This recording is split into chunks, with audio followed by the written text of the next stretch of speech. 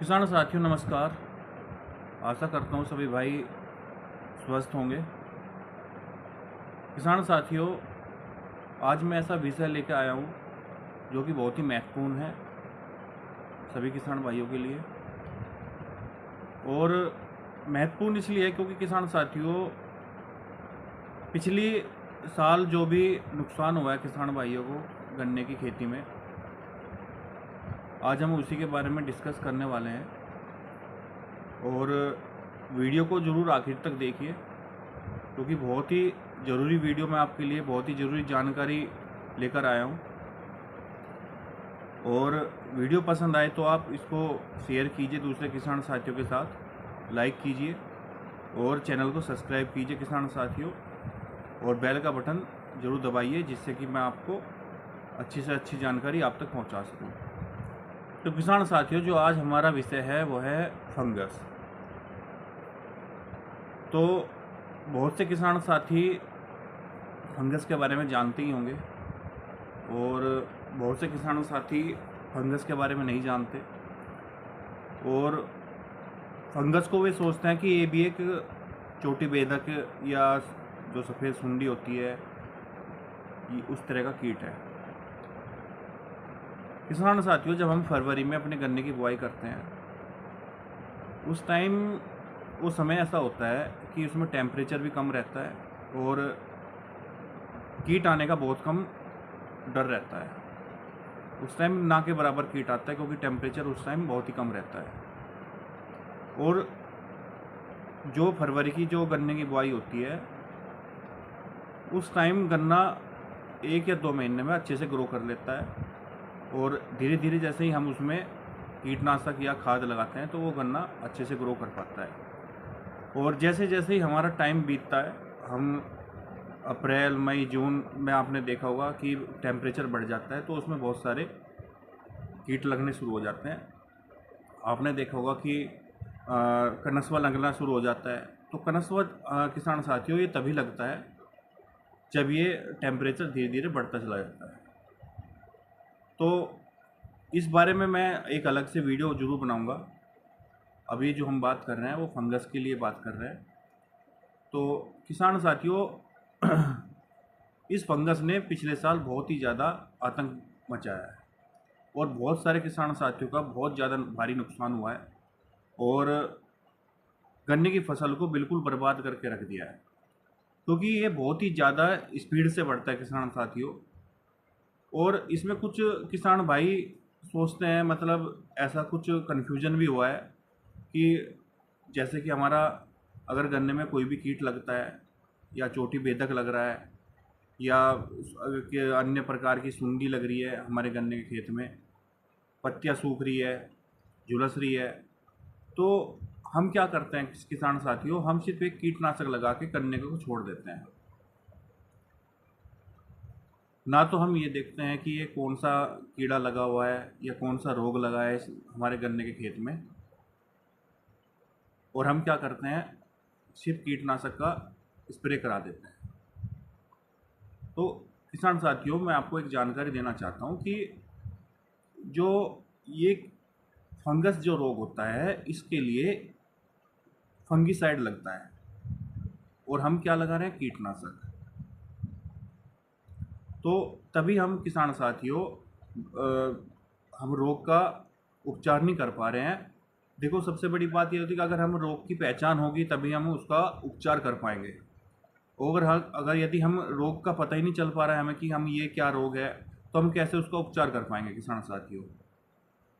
अभी जैसे चोटी बेधक लग रहा है, और किसान साथियों मुझे जानकारी भी मिल रही है, फ़ोन भी आ रहे हैं, मैसेजेस भी आ रहे हैं, कुछ किसान साथी बोल रहे हैं कि सर बहुत ज़्यादा फंगस आ चुका है गन्ने के खेत में, तो क्या उपचार किया जाए। तो उसी को देखते हुए मैंने ये वीडियो आज मैं बना रहा हूँ कि किसान साथियों का भला हो सके। तो बहुत सारे किसान साथी अगर फंगस की पहचान ही नहीं कर पाते हैं, तो किसान साथियों मैं आपको वही पहचान बताने जा रहा हूँ कि जैसे गन्ने के खेत में आपने देखा होगा कि चोटी बेधक में क्या होता है कि बीच में गोब सूख जाती है,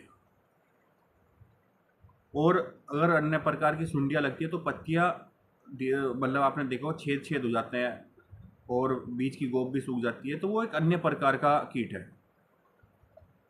यदि किसी गन्ने के खेत में फंगस लगता है, जैसा कि बुआई का टाइम होता है, बुआई के टाइम में आपने देखा होगा अगर फंगस लगता है तो जो हमारे गन्ने की जो कंची होती है, जो आँख होती है, अगर हम ज़मीन में से निकाल के देखें तो वो सफ़ेद सफ़ेद उसमें फंगस लग जाता है। ठीक है सर।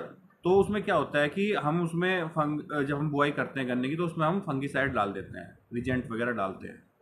लेकिन जब गन्ना बड़ा होके मतलब बड़ा होने लग जाता है और उसमें फंगस आने लग जाता है, और फंगस आता कब है? फंगस आता है सर बारिश के सीजन में। फरवरी से लेके जून तक आपका फंगस नहीं आएगा खेत में। फंगस आएगा जब मानसून आ जाता है और मानसून के बाद बारिश स्टार्ट हो जाती है, तब फंगस आना शुरू हो जाता है। और फंगस की पहचान करने के लिए आपने देखा होगा गन्ना जो होता है, जो हमारा गन्ने की पौध होती है, वो मतलब झुलसने शुरू हो जाती है, पत्तियां मुड़ने शुरू हो जाएगी और वो वहीं का वहीं पौधा रुक जाएगा, बिल्कुल वो आगे नहीं बढ़ेगा। ना उसमें गोब सूखती है, उसमें पूरा जो गन्ने का जो ऊपर का पार्ट होता है वो बिल्कुल मुरझाने लग जाता है, सूख जाता है बिल्कुल, और पूरा ख़त्म हो जाता है गन्ने का जो पौधा होता है वो बिल्कुल ख़त्म हो जाता है और उसकी बढ़त रुक जाती है। तो ये रोग बहुत ही ज़्यादा स्पीड से पूरे गन्ने के खेत में किसान साथियों बढ़ना शुरू हो जाता है। और इसके लिए किसान साथियों आपको फंगिसाइड लगाना पड़ेगा। फंगिसाइड को आप कीटनाशक के साथ मिला के लगा सकते हो। मैंने पहले भी आपको वीडियो में बताया है कि अगर आपके गन्ने के खेत में कीट आ चुका है, अगर चोटी बेधक या अन्य प्रकार के कीट आ चुके हैं, तो आप कीटनाशक लगाइए। और यदि नहीं भी आया है तो अभी कीट का समय मतलब कीट का समय चल चुका है किसान साथियों, तो आप अच्छा सा कोई भी मतलब स्प्रे लगाइए और साथ में आप फंगिसाइड जरूर लगाइए। और मैं कुछ फंगिसाइड के किसान साथियों नाम बताने जा रहा हूँ। और जैसे साफ आता है, बहुत ही अच्छा कीट मतलब बहुत अच्छा फंगिसाइड है, आप वो ले सकते हो। एक प्लांटिक आता है, एक रोको आता है, रोको भी लगा सकते हो आप। ब्लू कॉपर आता है और एक रेडोमिल आता है, इसको भी आप लगा सकते हो। और बाविस्टिन आता है, इसको भी आप लगा सकते हो। तो मैं ये फंगिसाइड कुछ मैंने अभी नोट किए थे, तो आप इनको लगा सकते हो। काफ़ी अच्छा रिजल्ट भी है इनका। तो किसान साथियों, आशा करता हूँ कि मेरी दी हुई जानकारी से आप संतुष्ट होंगे। और मैं सिर्फ यही कहना चाहूँगा कि आप इस वीडियो को अधिक से अधिक किसान साथियों के साथ शेयर कीजिए, क्योंकि अगर हमें जानकारी होगी तभी हम उसका निदान कर पाएंगे।